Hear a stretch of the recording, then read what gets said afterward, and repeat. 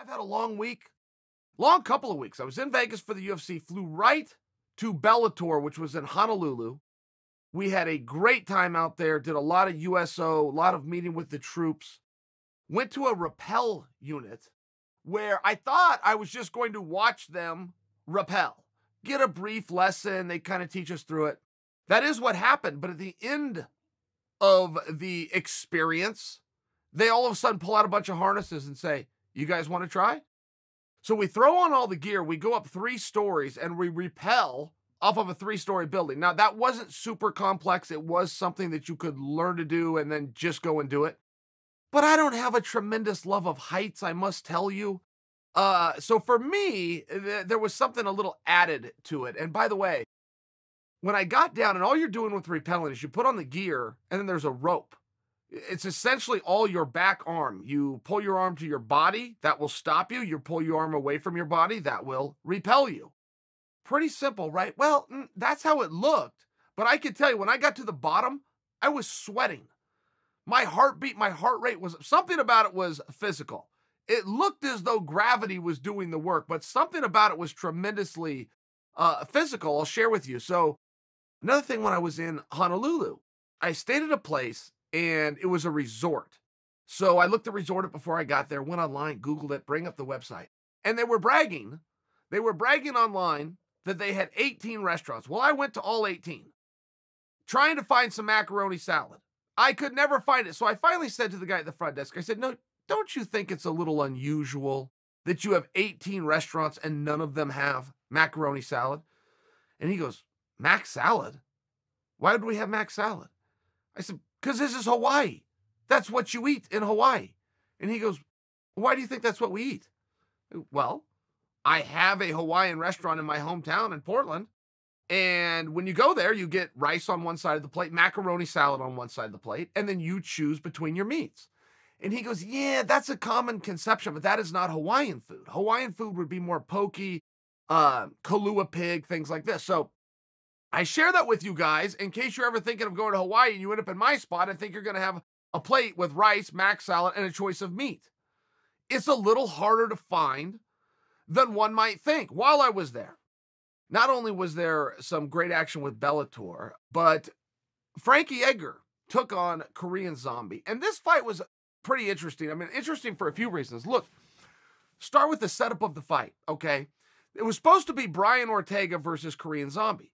Brian Ortega is always a great choice for title implications. He was just the #1 contender in his last fight. He's been out a little bit, but he's going in with Korean Zombie. Right back into a top-level fight, right back into a main event, right back in to a 5-round atmosphere. Korean Zombie is always a great choice for a title fight.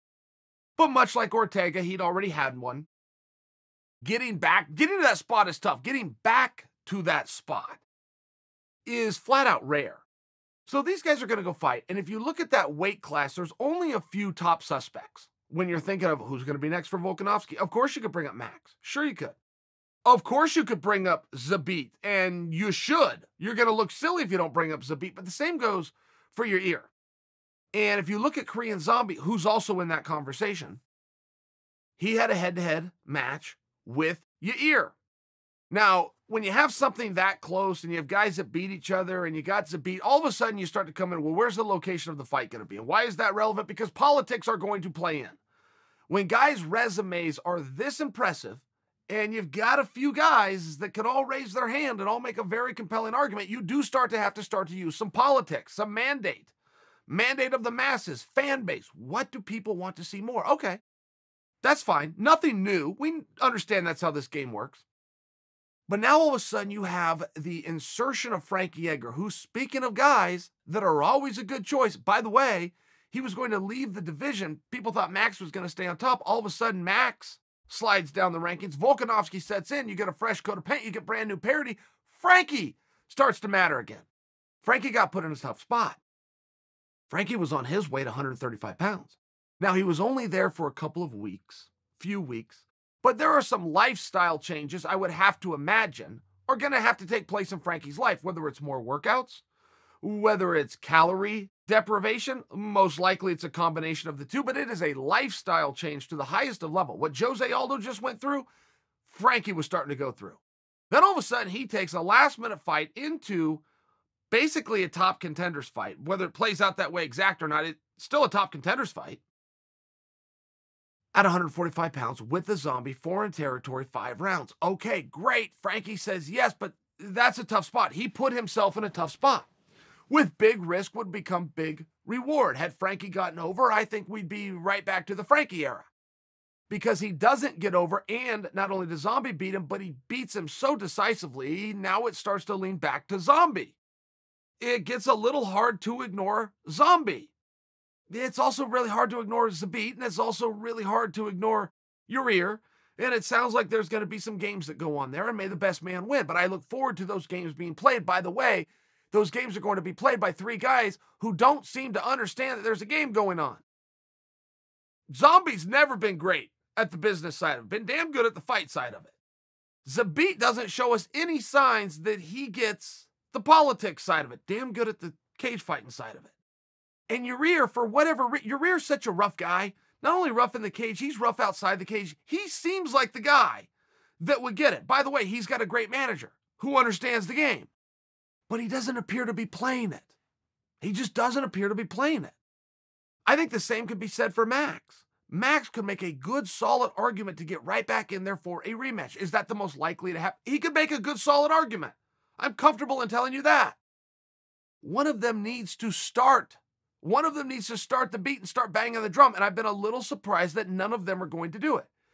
If you're Zabit or Yair and you're only head-to-head with the Zombie, you're in a good position because Zombie's not going to play the game. He's just not. He doesn't get it. That's not part of the culture. That's not part of where he's from. That's not even part of his history. But there is something to be said for Zombie because whoever makes their impression last seems to have a meaningful step hold. It's kind of like a court of law. The defense always gets to last. They do that to give a benefit of the doubt to the defendant. Whoever has the last word is a very real thing. Zombie has the last word. But I don't know that he's going to throw any gas to the flame. Let's see where that goes. I think it's a fun division. I think you've got a fun argument with a lot of fun guys. One of them needs to start the conversation.